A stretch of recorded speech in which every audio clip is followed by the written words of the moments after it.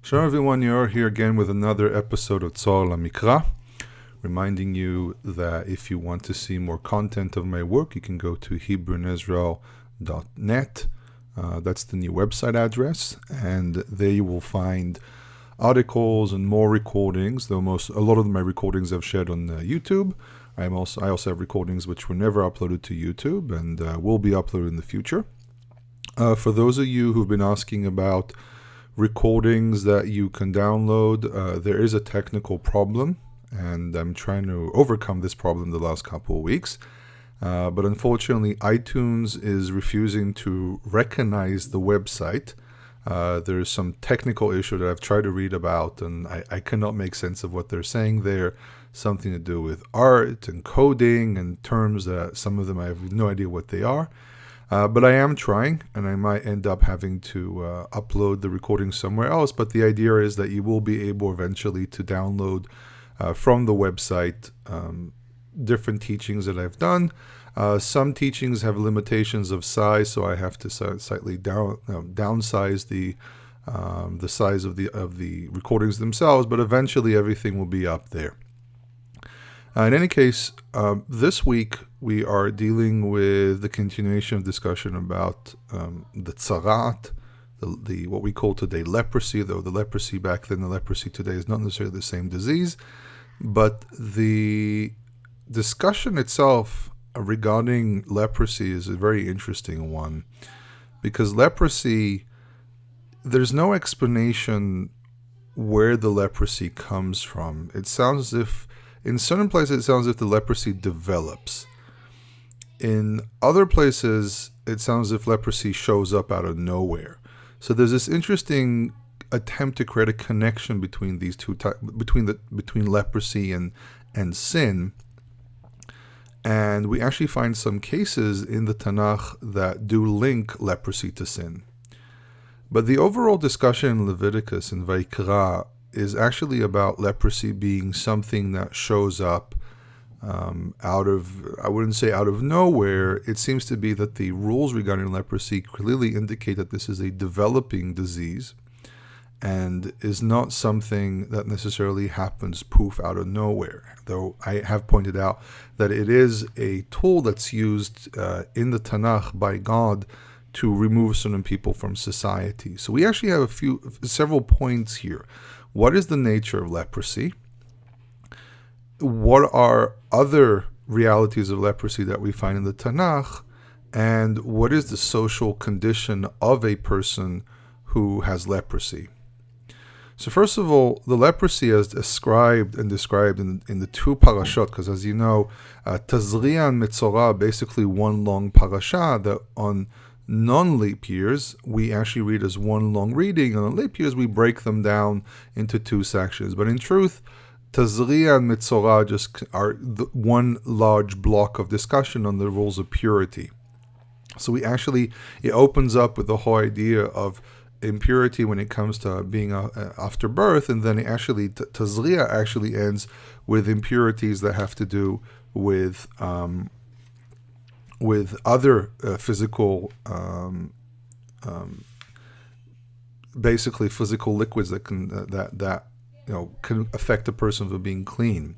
But what's interesting is the sandwiching here of, you have these elements here of things that have to do with the temple, but in between them there's something that is temple, has a direct connection to the temple as well, where a leper is not allowed to come into the temple. But what's interesting is this reality of being a social outcast during the time of leprosy. So it's interesting how it got sandwiched between these two elements there, maybe as a hint to the idea of keeping a certain social standard and its connection to the temple and being removed from the temple and also being removed from society due to certain patterns of behavior and so on. But in any case, the leprosy itself, when we look at the description, because I'm basically going to mix in here things from last week's reading and this week's reading, because it's really one large reading. The first thing is when you look at the process of what the person has to undergo, you see that there's this testing period. Does this thing expand? Does it reduce? It says that when a person shows up with whatever type of skin phenomenon that they might have, It could be red. It could be white. I mean, one of the associations of leprosy is whiteness. It says, for example, about Moses that when he put his arm into his chek, which is really more the chest area. Some people say armpit. Actually, one of my children walked up to me and asked me if it's the armpit, and I said, no, sweetie, it's not the armpit. The chek is the area of the bosom. And though by the way, there are discussions in different sources about the danger of putting your hands into your armpits, because sometimes people stand with their hands into the armpits, and they could be contaminated by sweat that comes out of there. And actually, it's very interesting that in Talmudic sources there is this awareness of the danger of sweat, for example, that actually is not only releasing fluids from the body and cooling down the body, but also dirt accumulates through the sweat. So you have to be careful, especially in a place like the armpit, which is prone to infections, and especially people that have a tendency to oversweat and they are unable to keep their body clean. Their tendency is to develop different types of infections there, like boils and different cysts and so on that have to be drained. So they actually were very aware of the difficulty of the importance of keeping those areas clean and being careful not to put your hands there. So this is why people go to this great direct association. They put his hand in his armpit, but really chek is really the bosom into the chestal area.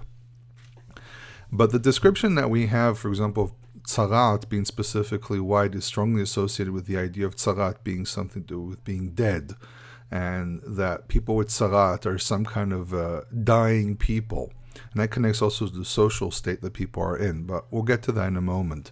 So we have these descriptions of tzaraat. Now, in the Talmud, it speaks about tzaraat being something that has to be identified by an expert, which means you can't walk up and say, oh, I have some kind of a rash here, this must be tzaraat. I actually once met this man who there were a lot of interesting, quirky things about him, but one of the things that he had was he had this problem of peeling skin on his calves. And he made a big fuss about it. He kept on picking at it and pulling it off. And I said, man, there probably is some creams and lotions you can use to take care of that.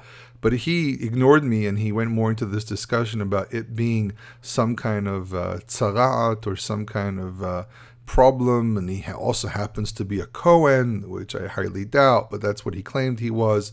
And he said, "Oh, this will disqualify me to be a Kohen," and he said that he has a tendency to not shake people's hands and everything. I think that's what he said. This was about a decade ago.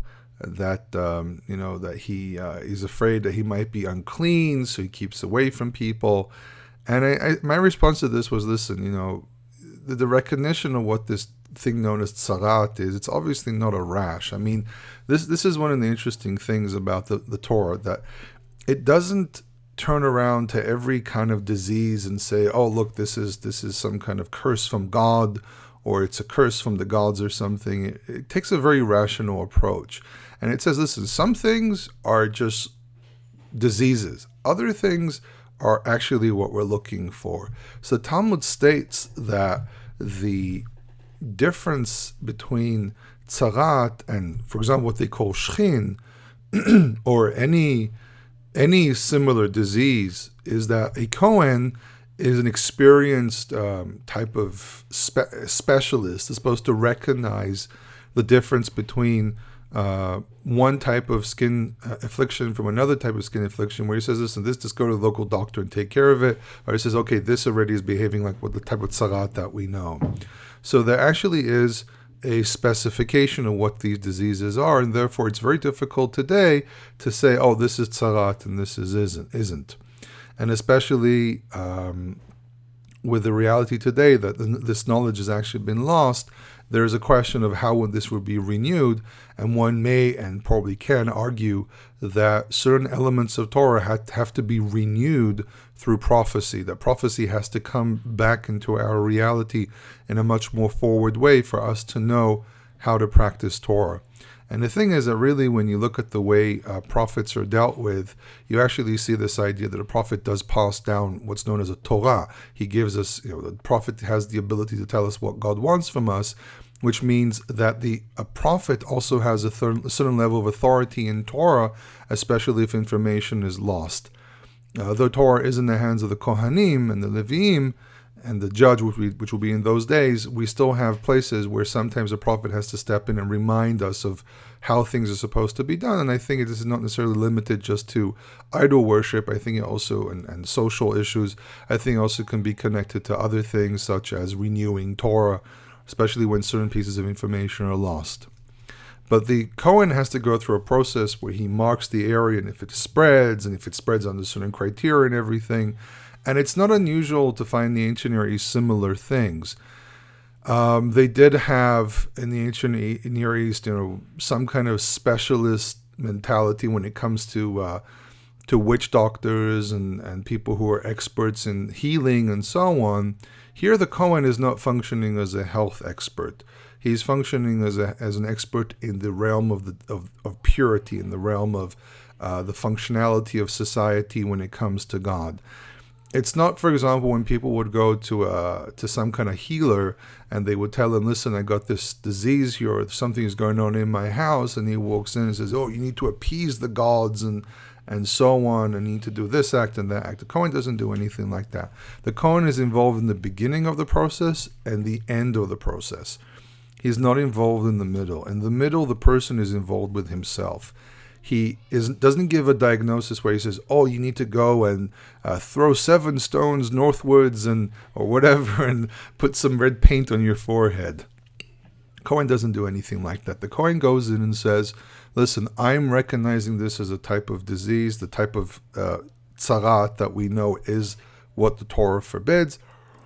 And they probably had a way of recognizing the difference between, say, black mold that might appear in houses that you can basically wash off with bleach versus the type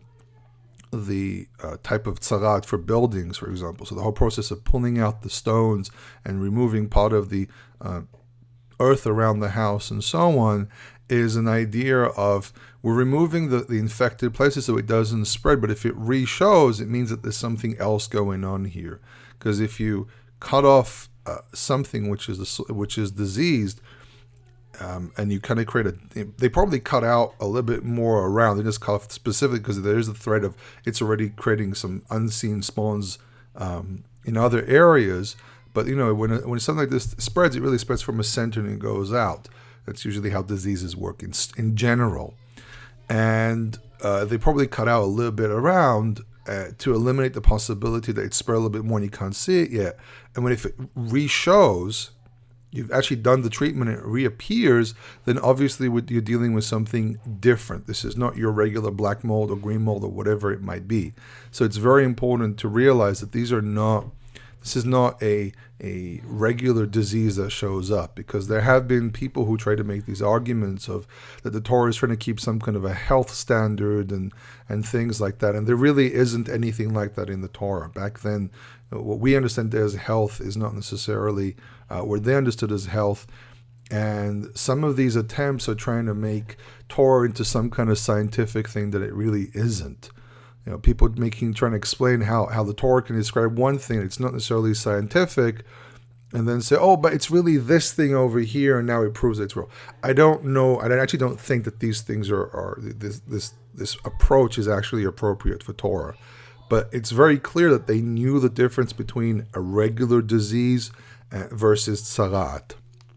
Now, when it comes to the body tzarat, they actually marked it to see how far it spreads and how it behaves. Because if, for example, it only appears in one place and that's it doesn't spread all over the body, then you might be dealing with something, some kind of skin disease. But if it starts spreading all over the body, that might be some kind of a marker that you're dealing with something that is probably divine. And why do I say divine? Because the tzarat falls in the realm of what allows you or forbids you from entering into the temple.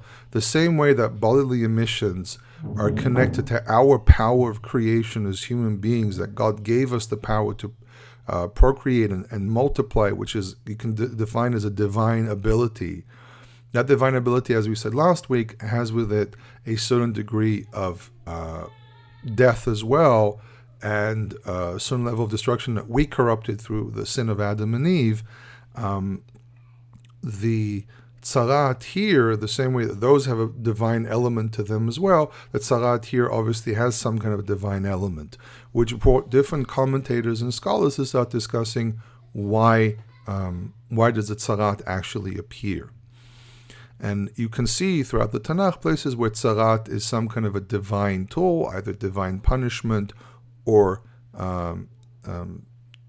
divine intervention that brings someone to a certain place. Now, socially speaking, as we mentioned earlier, Tzarat is a type of disease that makes the person into a social outcast. And being a social outcast in the ancient world was something very, very problematic. Today, we live in cities, we live in countries, and as long as we are law-abiding citizens, technically, on a technical level, if we're dealing with democracies, on a technical level, the state is supposed to take care of you no matter what. Now, again, this is on a technical level. This in practice, it doesn't necessarily happen. But in theory, today we live in cultures where your state is supposed to protect you, supposed to take care of you, and so on. So no matter what kind of skin disease or mental issues or whatever you might have, your state, in theory, is supposed to take care of you. Back then, it wasn't that way. If you didn't take care of yourself and you didn't have your immediate environment and society connected to you, you were actually in great danger. People didn't live in cities because they said, hey, this looks like fun. People started moving into cities and into villages because they understood the need to work together with others. If it came to economy, which developed into the economy of today, if it has to do with security, which develops into military, if it has to do with building walls to protect yourself from the outside, if it has to do with building a supporting environment that when you're sick, that someone can come over and take care of you, that when you need help, your neighbor can come in and help you pick up whatever you need, and so on. Today, there are a lot of people who live as loners, a lot of people who don't interact too much with people. And it's very easy to sometimes just never even leave your house and have everything delivered and do all your banking and everything online, and even develop a job where you don't even have to leave the house. And by the way, I have a job like that, but I also make sure I leave the house and I interact, because I also have children and everything, and I live in a building, I have neighbors and so on. So I am, even if I don't want to, I am forced to interact with people. But back then, if you were a social outcast, you were actually in trouble, because there will be no one to take care of you. Now, there are people even to this very day that are social outcasts, and they feel the suffering. But the danger of the physical danger of being killed by an enemy, being killed by a disease, being killed, being harmed in some way or another, and lack of security is a lot less than what it is today. But back then it was very important. So what happens here is that there's an attempt to create some kind of an association between being a social outcast and doing an act which is antisocial. So you have, for example, the description of in Talmudic sources based on, or Midrashic sources based on description what happened with Miriam, where she spoke about Moshe and his Isha Kushit, which Cushite obviously is a specific group of people, which means that she was probably black, and that she said something against her, and God punished her for doing that. Now, there are two ways of looking at this, that she was punished on a dual matter. She spoke against Moses and against his wife, and specifically that she was black, and that God doesn't approve of such speech, that anyone who is in the covenant with the God of Israel is part of Israel no matter what. But also the fact that she as a leader, as a person of, she led the women in song and so on, she doesn't act like this. She has to be punished on a much severe level. So I find a flaw in the argument that the tzarat comes as a punishment for social antisocial behavior, like rechilut or lashon hara, gossip.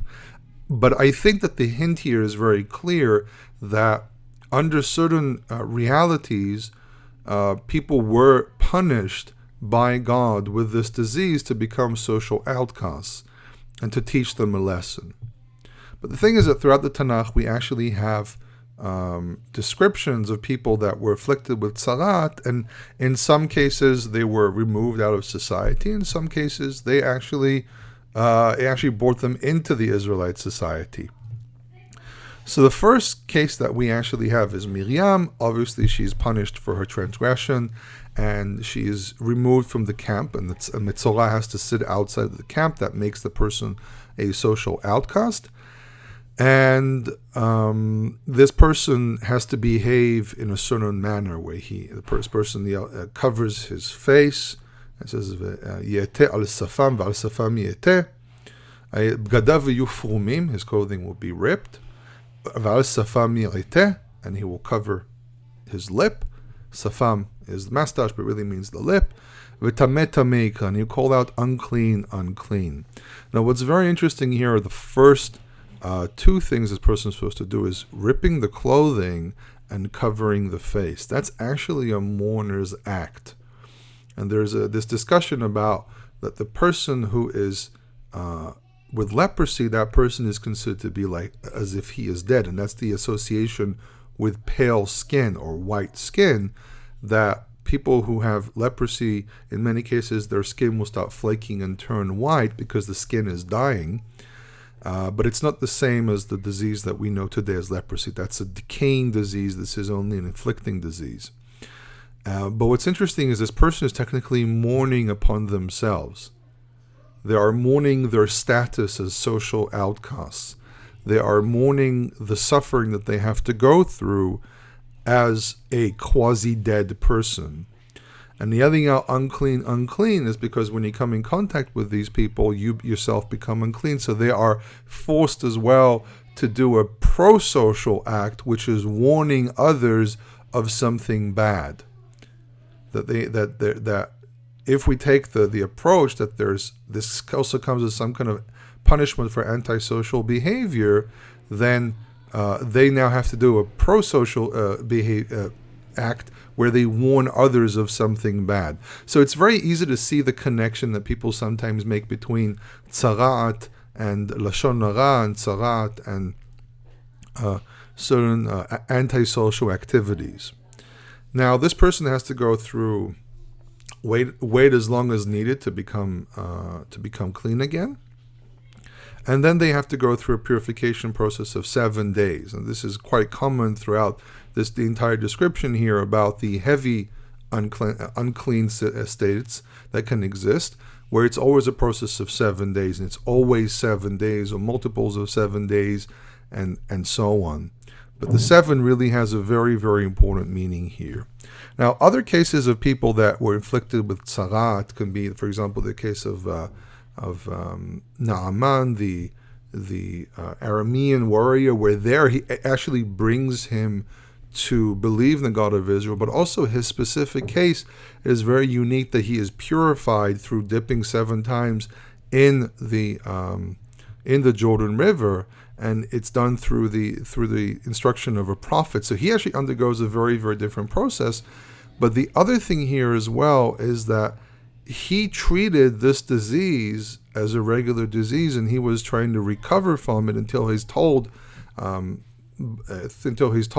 his wife by the handmaid, the Israelite handmaid, that there actually is a prophet that can heal him.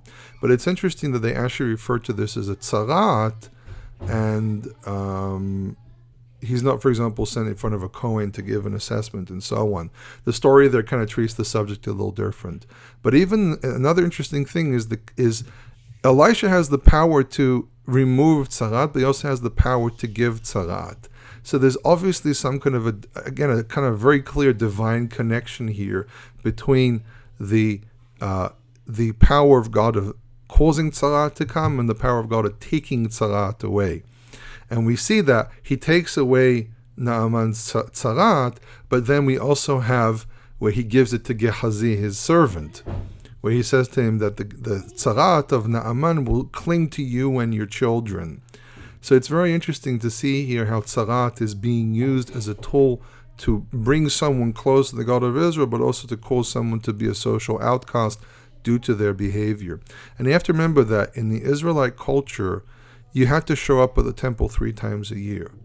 You had to bring certain sacrifices in certain occasions, which meant you were limited on how antisocial you could be, which means that if you can't be part of the congregation, it becomes very difficult for you to be part of the covenant with the God of Israel. So a lot of people ask me about, what do you do if you don't have a community at all where you live? And I tell them, listen, that actually is a problem.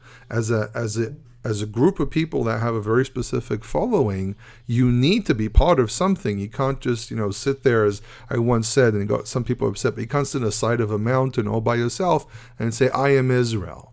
Yes, you are. It doesn't undermine your loyalties. It doesn't, the fact that you are loyal to the Torah and loyal to the God of Israel, that is 100%. You're perfectly fine in that area. But it's very difficult to claim to be something which has more of a larger social structure to it and claim you are it when you're all by yourself and you've never come in contact with anyone from the larger social group. So when people start talking about individual religion, individual faith, and so on, that doesn't work when you're part of a larger social group. You can have your own personality, certain personal things that you do, but when it comes to what you actually believe in and what you actually practice, that becomes slightly more limited in larger social groups. It's just impossible to say to be the people of Israel, but then each person does whatever they want. That's described as a very big negative in the book of Judges. Now, being someone who wants to do whatever he wants, even a king cannot be protected from that. And what do we have? We have in the book of Kings, it mentions that that King Azariah, son of Amaziah, he's referred to as Azariah here. He's mentioned as Uzziah in the book of Kings, and it says that he did what is right in the eyes of God. This is 2 Kings chapter 15 says, Vayasa yashar b'nei Adonai, he did the righteous in the eyes of God. And I use the term God. Some people criticize me for using the word God. I can say Lord and so on, but I'm just because I'm translating in English. Vayasa yashar b'nei Adonai, did the righteous in the eyes of the Lord. Kechol asher asa Amatziyahu aviv, as everything that Amatziyahu his father did. But then it says in verse 5, Vaynaga Adonai et hamelech vahi Metsor'a ad yom moto, and the Lord afflicted the king, and he was a leper until the day he died. Vayeshev beveta chofshit, and he sat in the house in the dwelling of the free. Chofshit really is, it says, there's a verse that says velametim chofshi, and the dead people are free. So beta chofshit was probably a graveyard, and he was probably living inside the royal graveyard, which was actually in the actually in the area of the city of David, and actually there are several grave sites of kings in the area, in the region. One of them is north of the city, and the other one is south of the city. And there actually is a grave complex at the southern part of the city. If you actually go to the city of David today, and you go to Siloam, and you finish the tour inside the tunnel, when you actually go outside, there's an area there where there actually are graves, and some people assume maybe it might have been there. Now, but by the way, graves were moved around. So, for example, we have the northern graves, and those actually might be latter graves where some of the bones of earlier kings were moved to. And it says, "V'yotam ben hamelech al habayit," and Yotam, the son of the king, was upon the house, which is a official position. Shofetet amaretz, and he judges the people of the land. And the book of Kings doesn't really tell us why he got afflicted. And what's very interesting, that situations like this always developed into trying to add information and try to give in more insight to what happened, which was very common with Second Temple writings. They had the Torah, and people felt, oh, this is not enough, there must be something more here. And that gave room to a lot of apocrypha, and then later on the developing of midrashim, which many of them don't really have any historical value to reconstructing the history or what exactly happened, but they are more like attempts to fill in gaps that people felt that they didn't feel right. But the thing is about the Bible is that the Bible works on this principle of knowledge that you need to know. Instead of giving you a lot of information about everything possible, creating this almost impossible way of remembering everything, the Bible works on a principle that we find in ancient cultures, which was knowledge based on what the writer wants you to know, what he feels that you need to know, and the rest of it is irrelevant. So when people start talking about this can't be it, and why are these holes missing? Why do we feel that there are holes here and there are pieces missing? Everything. The writers didn't care about that. They wanted to give you a message. So they wrote what they understood was important. The fact that you understand that it needs to be more, that's more of a modern day understanding of things or another type of culture. But the Bible works on another principle of knowledge based on what you need to know. But what happens is very interesting, that even the book of Chronicles, the writer of Chronicles, who was already a Second Temple writer, felt this problem. So what he actually does here is he kind of depicts King Azariahu, which is really the same king, because when you look at the names of the fathers and everything, you can see that he fits into that. He fits into the being the son of Amaziah and the father of Yotam, so it's clear it's the same person. And there actually is a seal that was discovered that says, "To here were both the bones of Uzziah, and it is forbidden to open." Which it shows that in the Second Temple they actually knew exactly where he was buried, and they had to move his bones maybe to expand the city or something, and they moved it to a different area. So we actually have an inscription from the beginning of the Second Temple, which indicates that King Uzziah was an historical king with his actual name. But in any case, the thing that we have in 2 Chronicles chapter 26 is that Uzziah suffered from a certain level of hubris, and he built all these towers and everything. And it seems to be that the description in Chronicles is that his status literally went to his head, and he thought he was this very powerful and mighty king, to a point where he actually dared enter the temple and wanted to burn incense on the golden altar. And it says in verse 16, "V'chezkato gavah libo ad le'ashchit," and when he became strong or became powerful, his heart was elevated. Gavah libo, his heart became self-exalted. Ad le'ashchit, to a point of destruction. Vayim'al ba'Adonai Elohav, and he transgressed against the Lord his God. Vayavo el heichal Adonai, and he came to the house of God, the house of the Lord, le'aktir al mizbach haktoret, to burn incense on the incense altar. And Azariahu, the high priest, interesting that the high priest here is referred to as Azariahu. And it's possible that they called him Uzziah here. That might have been another name that he had to differentiate him from Azariah, the high priest. When there were 80 priests with him, and they were trying to warn him not to do. And what happened there is that they go up to him. This is verse 18. They say, "Go out, semina mikdash." Now, mikdash is obviously a late word. This is already in the words of the writer himself and the type of vernacular he had at the time. But because the term used in earlier Hebrew is Heichal Adonai, here's using the term mikdash. This is obviously a latter term under probably Aramaic influence, like Be Mikdesha, which is Beit HaMikdash. Ki ma'alta v'lo lechavod me'Adonai Elohim. For you have transgressed, and it is not to you to honor from the Lord your God. Basically, God never gave you this honor, and therefore you are forbidden to do this. Vayizaf Uzziah, and Uzziah became angry. He's like, "What do you mean? I'm the king. I can do what I want." Uvayado mikteret le'aktir. In his hand, he has an incense burner to offer the incense, which is interesting. What it shows, what this actually might show us, is that when they burnt incense on the golden altar, it wasn't done directly on the roof of the altar like the Mishnah and Talmud describe, where a Kohen takes a mahta, which is basically a large spoon. He takes on the altar, goes in, puts the burning coals onto the top of the altar, which is basically some golden wood, and then he burns incense on that. That's a physical improbability. So again, I lean more towards what scholars describe, that there was some kind of a vessel on the top of the golden altar which they would burn the incense on, and this probably indicates this, that he had a burner in his hand, and he was going to use this to put this on the altar. And when he became angry with the priest, and the leprosy grew, kind of like glowed. Zarcha is kind of like to appear. It's like when the sun suddenly appears out of between the mountains or the mist or something.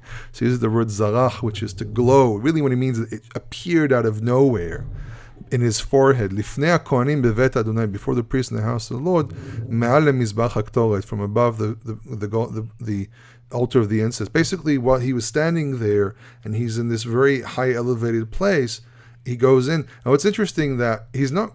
It seems to be that he's mostly criticized here by trying to do the priestly work, but there's not necessarily criticism here of him entering the temple itself, though it is possible that that's also part of the criticism.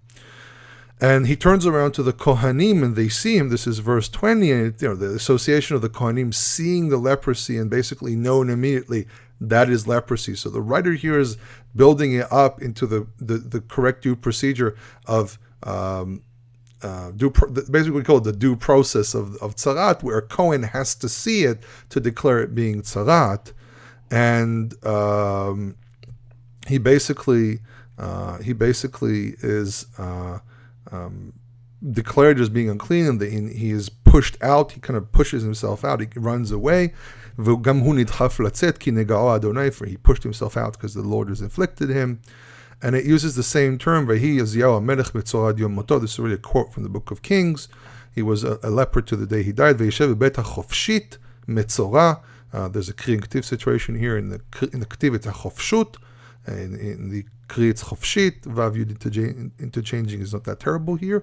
What it really says, it kinigzar mi bet Adonai, for he was cut away from the house of the Lord. Now, nigzar, it appears, for example, the same verb appears when King Hezekiah prays, and he says he has shchin on his body, and he says, Ki nigzarti me'eretz chaim. This is the prayer of King Hezekiah in the book of Kings. Actually, there's a version of it actually in the book of Isaiah, and if you give me a second here, I will find the prayer that he says, and if I remember correctly, he says, Ki nigzarti me'eretz chaim, and no, or maybe he doesn't. There might be maybe I'm remembering something incorrectly here, but he goes into this whole discussion about being removed from the world of the living and being removed from before God.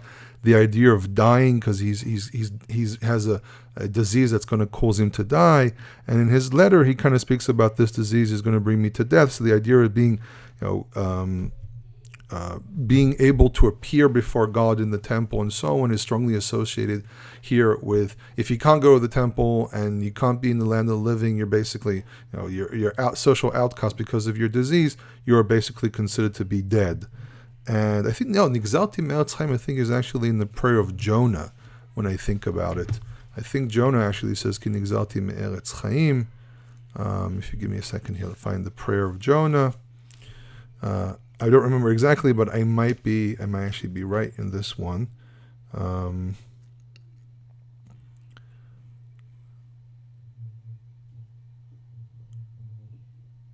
Maybe someone somewhere does, maybe it's a psalm or something, but Jonah says something very, very similar, and he says, when he's inside the great fish, Nigrashti mineged enecha, I've been cast away from before your eyes, but I will continue to look at your holy house.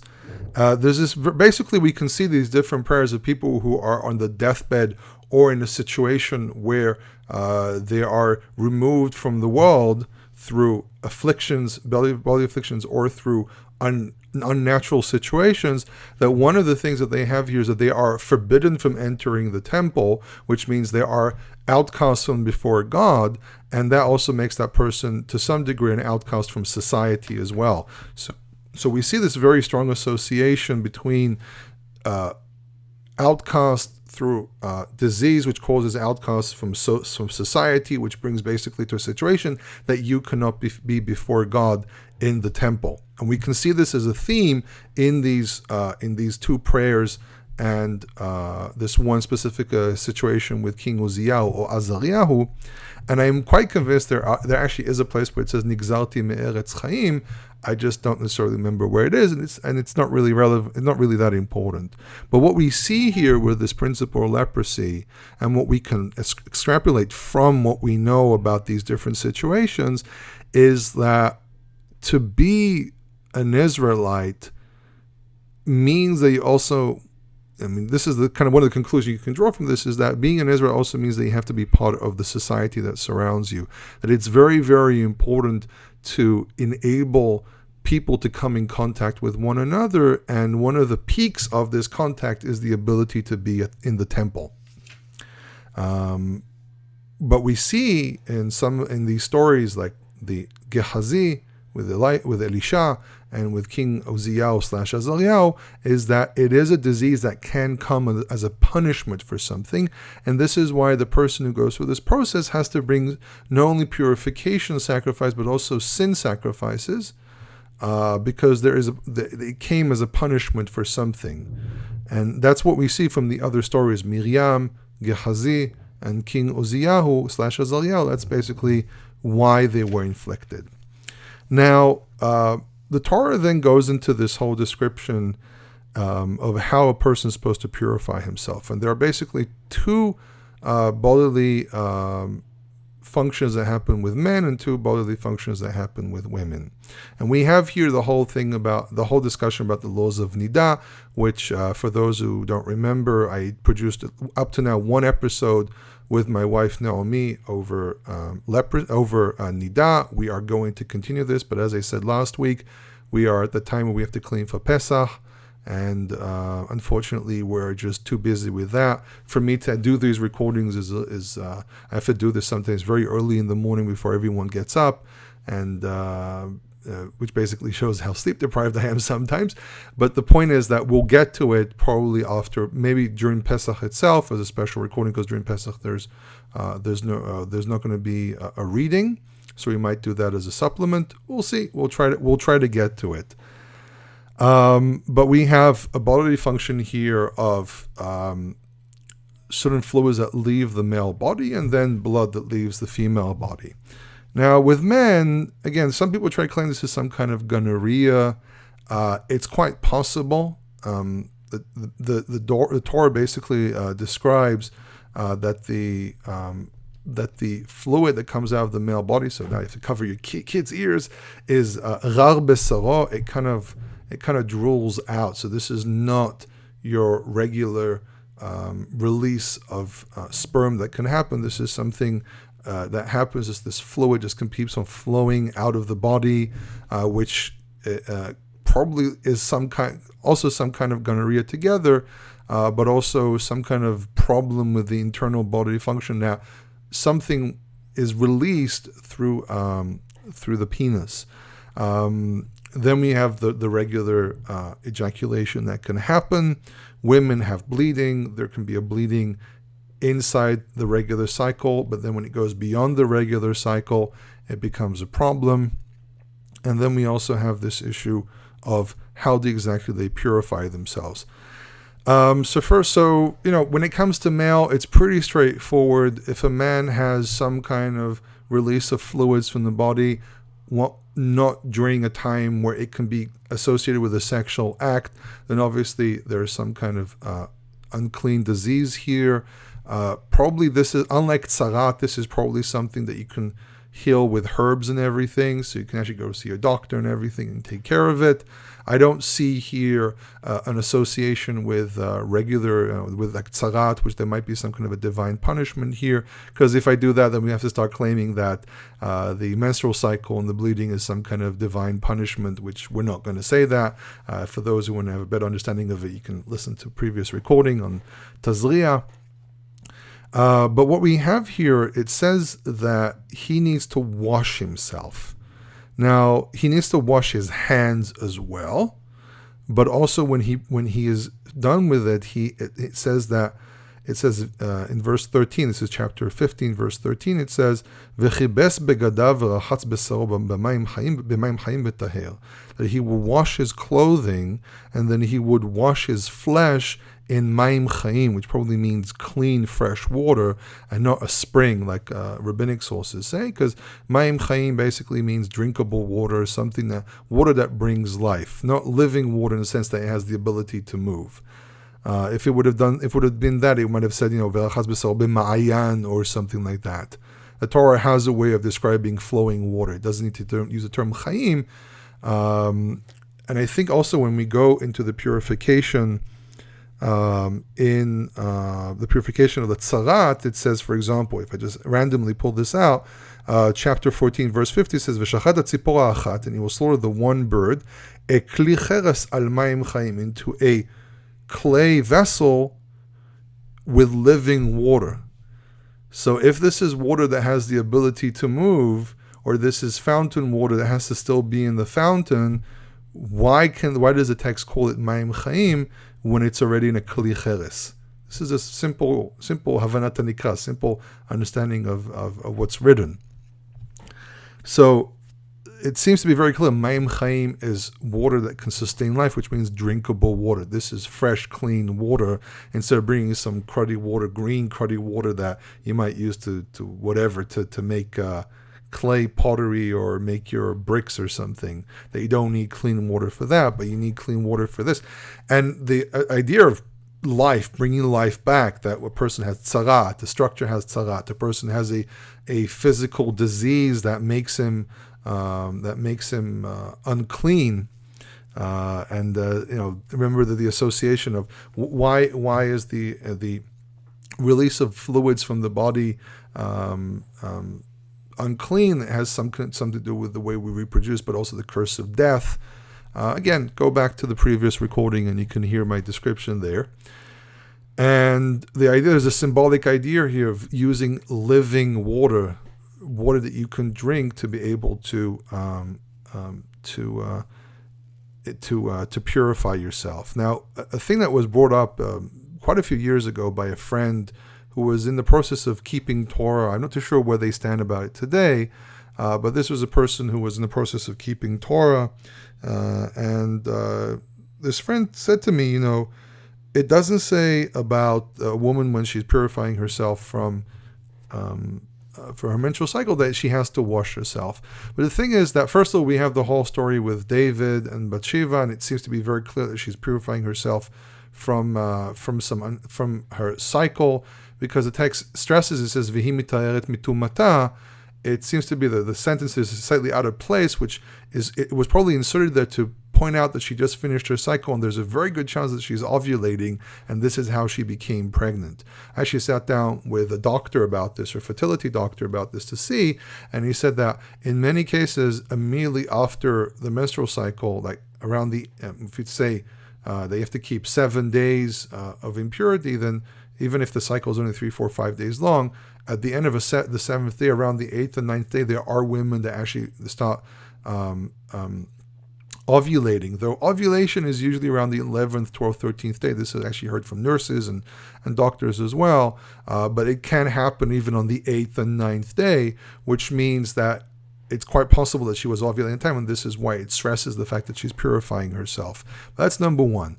Because some people will say, she's purifying herself from laying with David, and I think that that's not what's being stressed there. But the other side of it as well is that the text kind of does this rule of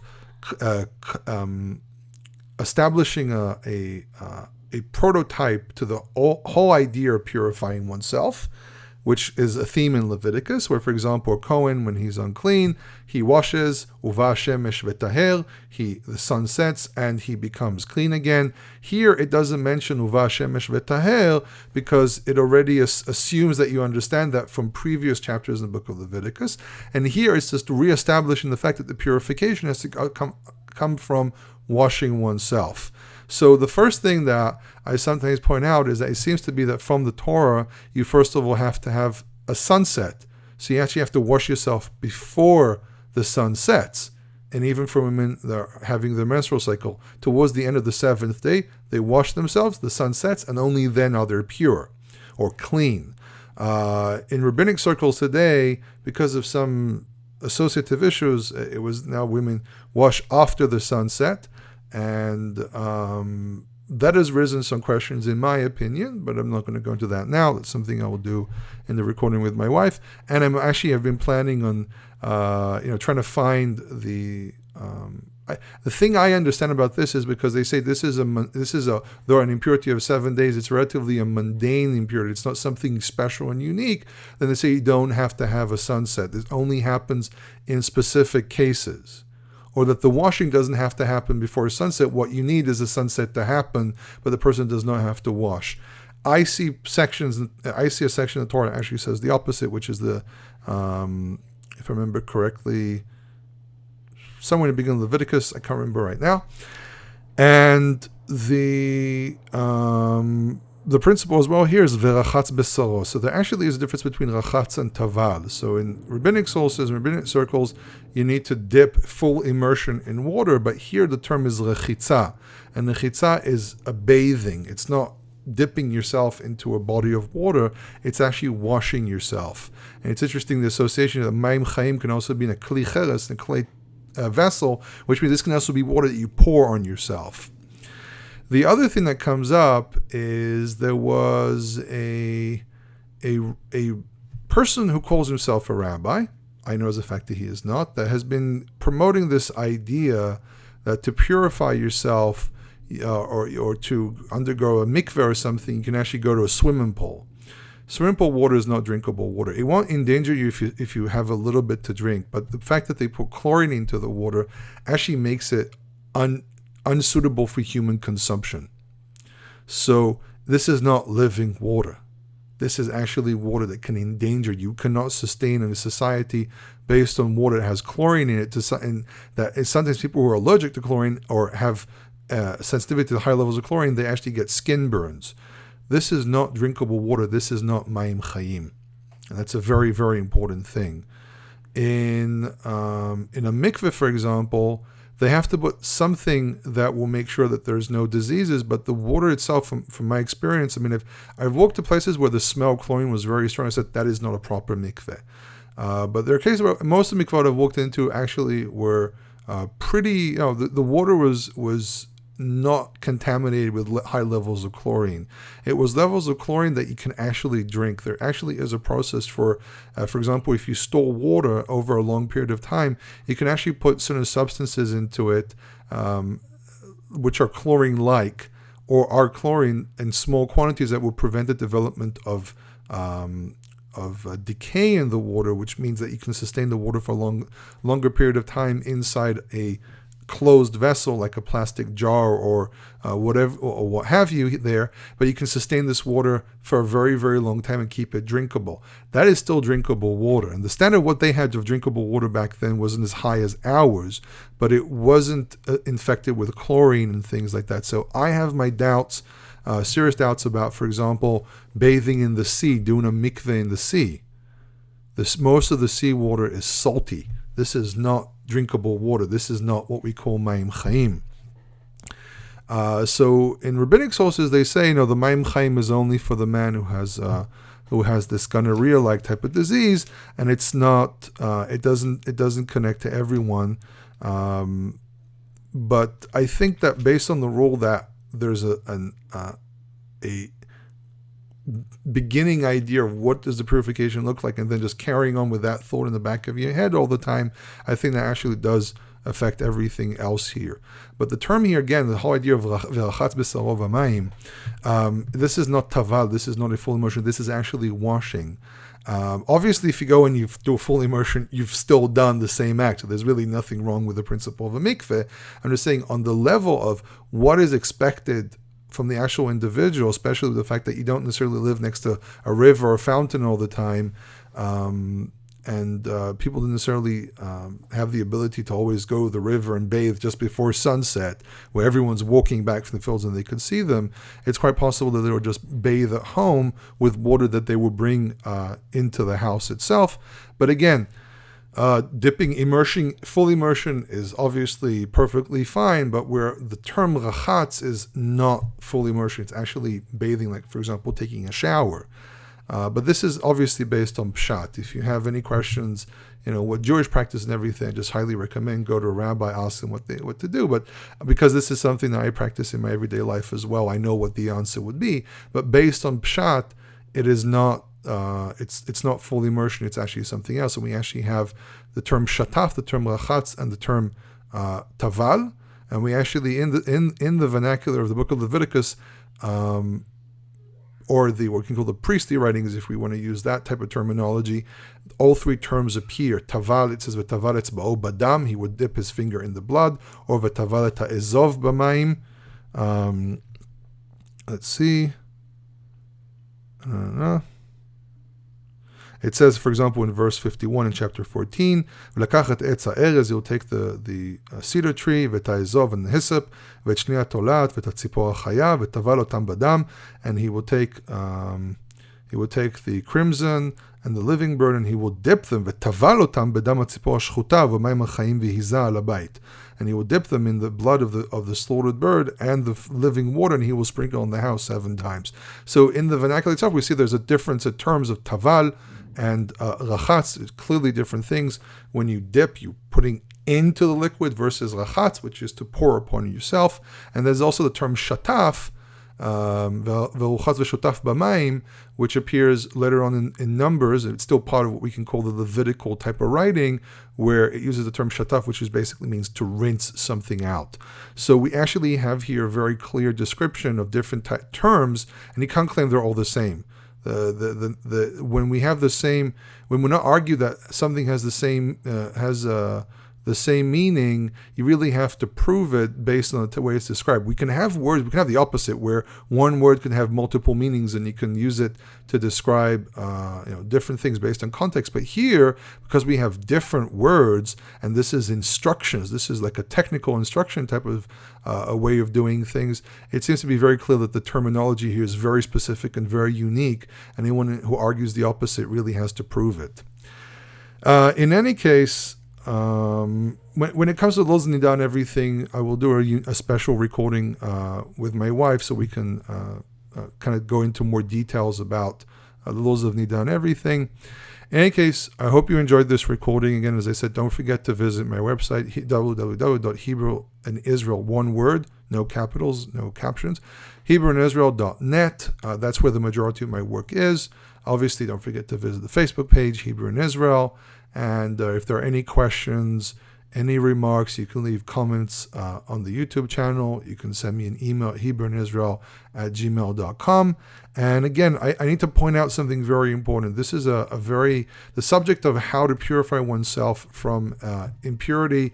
It was a very highly controversial subject, especially in Egypt of Alexandria of the 1200, the late 1100s, 1200s, with Maimonides arguing against the Karaite practice of just washing oneself with regular water and not a mikveh. So I know that, for example, if anyone has more of an orthodox leaning would hear this and say, how dare you? I'm just saying this is pshat. I know the argument. I'm very aware of the argument. In my personal life, as everyone knows, I'm actually very orthodox. It's very difficult to say I'm completely orthodox, but I am very orthodox in the way I do things. And in my personal life, I do what everyone else does. Orthodoxy is a very complex thing. That's why I say I can't say I'm completely orthodox, because to define what orthodox is not that simple. But the argument is well known to me. I'm catering here to as many people as possible. So if you want to know pshat, this is what the pshat says. If you want to know what is practiced in rabbinic Judaism, there are plenty of websites that can explain this. And also, I try to at least throw that in a little bit. But the purpose of these recordings is to keep to the pshat. In any case, if you're listening to this before Shabbat, may you have a Shabbat Shalom. If you're listening other time, I hope you have a wonderful day, and I hope you enjoyed this. Kol Tov.